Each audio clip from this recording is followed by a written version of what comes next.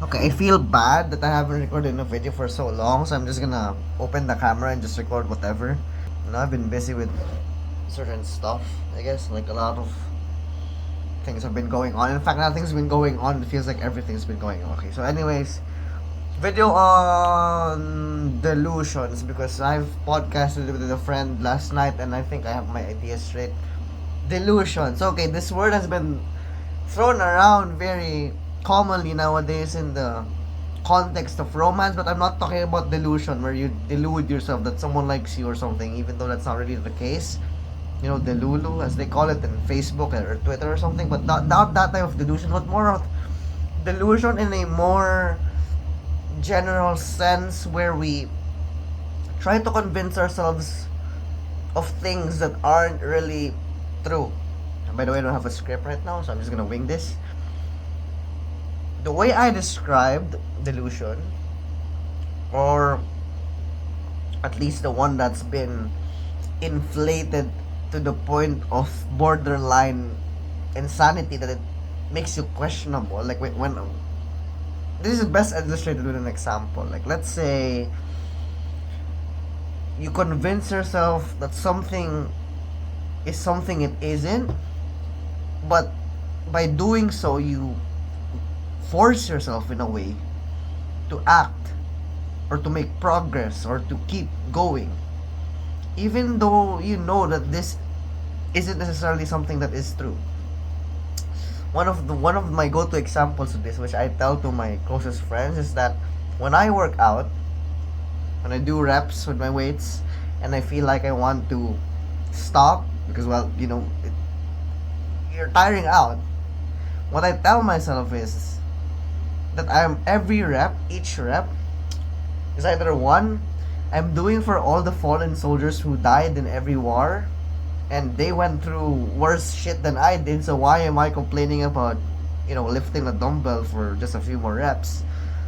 Or another delusion that I like to employ is that I'm doing it for literal fictional characters, and no, not in that degenerate way, but if any of you have watched AOT, I basically do it, no, you do it for Eren, for Mikasa, for Erwin, that guy who led a suicide charge towards a fucking monkey. Because, he has heart, he has flame in his soul, and, he keeps going. So I try to convince myself na, oh, Homer, you're part of the scout regiment right now, you're training, you're gonna fight for Erwin. And I know that this sounds terribly, if not comical, at least disappointing. Like if I told someone I just met that I do this, they'd probably have a distorted impression of me already. But it does work. It keeps me going. And one of my close friends asked me actually, like, where is the line to this? Like, how would you know that you're driving yourself mad with these crazy delusions that you feed your mind? When is it healthy? When is it not healthy? I have no idea. Okay, this is a channel where I admit that I actually don't know certain things, and I do know some things, and this is what I know. Delusion is a tool. It can be utilized, and I believe it's. I know I'm not one to speak, but I believe it's just a tool, and it's not a foundation for a mindset. It's not something you revolve your motivations, your reason for actions around. It shouldn't be your basis for everything that you do in your dreams. Because one, anime isn't real, it's fictional, and I know that. But it keeps me going. For all the animes I watch, for every favorite character I die, I work overtime, I do the things that I don't want to do because of that delusion that I'm doing it for them, even though they're not even real beings at all. They're just drawings. And yet, the amount of things that I was able to do by convincing myself that they are real and that they'd want me to do the things that I should be doing, I do them. But it's pitiful because that just means that I have nothing in real life to motivate myself with. Well, I did, but that aside, here's how I would define the uses of delusion as a tool. One would be as a safety net, in the sense that when something terrible happens, when something unappealing, something disappointing, something terrifying, something terrible happens in real life, that it just pierces your soul or your heart or whatever. It's a safe space, it's a safety net to fall back into. Like there's this one anime that I just watch every time I feel like everything's gonna crumble apart. And this anime motivates me to literally keep myself alive. And I know it sounds like a shaky reason for living, but whatever works, works. And I think that's something most people miss. And yes, it could be questionable. Yes, it could be very fragile. Yes, it's not something that can be sustainable for a long period of time. This is not a lifelong thing that I should be doing, hopefully. But it is a way, let's just say, to use the word escape.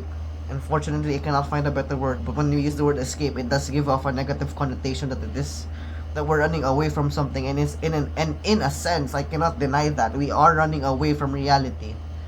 But we have to shelter ourselves. We have to protect our egos. We have to protect our emotions. We have to protect our sense of self. So we have to come up with this delusion that you are something you aren't. That things are things. That certain things are certain things, even though you know that they couldn't be those things. But you have to convince yourself that for now, or else you can do anything. At least in my case, but I'd, I'd like to be able to grow away from that safety net because I know it's not stable. And secondly, it's an inflated sense of inspiration. Delusion is an inflated sense of inspiration in the sense that when you convince yourself that something is something it isn't, and this is greatly applied to something like a passion, like a hobby, or something that you just really want to be very good at.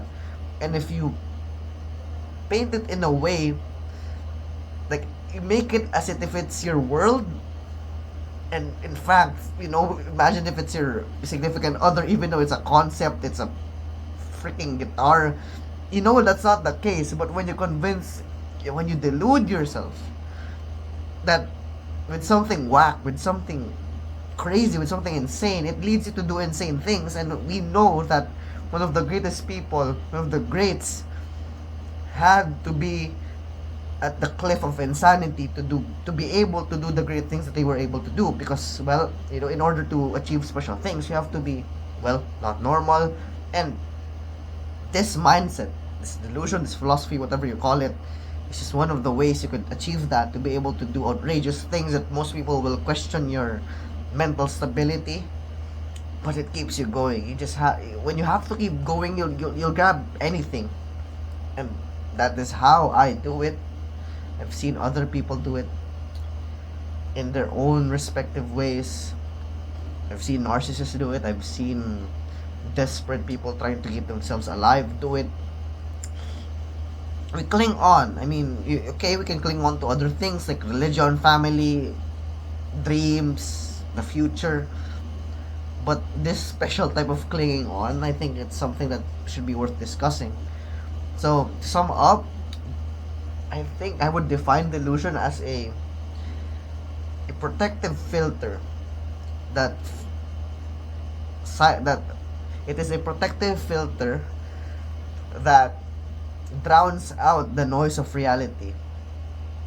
It's as if you're willingly putting a tint to your perspective of the world, and willingly, whether it be rose-colored glasses, light-colored shades, whatever.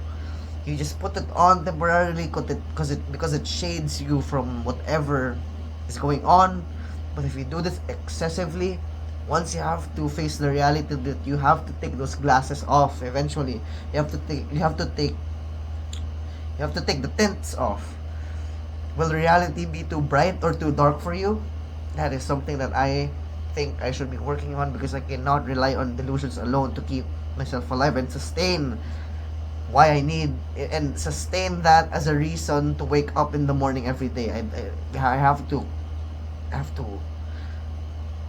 pull that from something that is actually real, something more concrete, something more specific, not some anime, not some Roman whatever, not for the Greeks, not for the Romans, not for some fictional character that inspired me at a certain point in time in a certain place. No, it can be used in two ways: as a safety net or as an inflated sense of inspiration. Well, I guess that's it.